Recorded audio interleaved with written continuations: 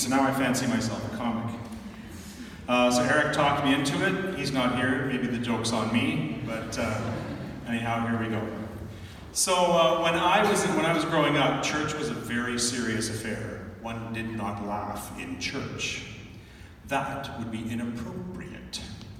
So when we came to OMC and people would laugh at church, it really threw me off. And I would have these nightmares, these dreams of people laughing just willy-nilly in church, and it upset me so much.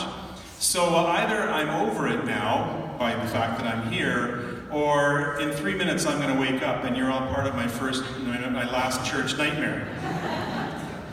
So I live in a house full of women. There's my wife, my 2 daughters, and a female cat.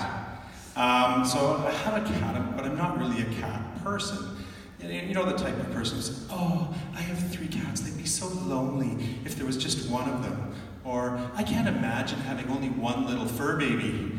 When I hear stuff like that, I'm like, are you nuts? Because I have a cat, and she is a little brat. She's 19, and she's deaf, and she has a really bad attitude. She's like the Betty White of cats. Anyhow, every morning I get up and I come upstairs just like, oh, you're awake.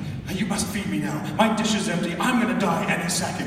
So I feed her, and literally 5 minutes later, she's coming at me. Have you seen the food in my dish? That food is room temperature. I cannot live in these conditions. So I'm trying to get her appointed to the Senate.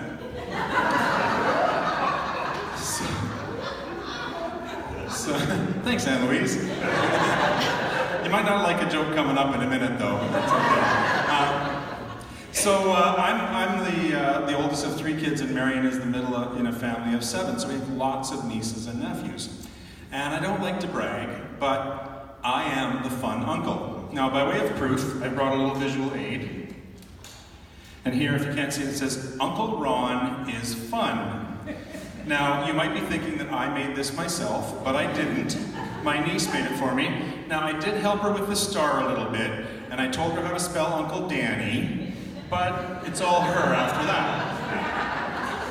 So as the kids are getting bigger, though, it's getting more difficult for me because they're growing up and they want me to roughhouse with them. So on Easter weekend, we went over to Marion's brother's place, and my niece came running up to me and was, Uncle Ron, throw me up in the air and spin me around. I'm like, I'm sorry, sweetie, Uncle Ron can't do that anymore. She's like, aw, why not? I was like, because you're 23. So, because I work in computers, people are always asking me to help them with their computers. So, but they get kind of frustrated with me, and I kind of feel like they think that somehow I'm single-handedly responsible for Windows. You gotta think about that, though. Because if I wrote Windows, would I be hanging around here with you? No.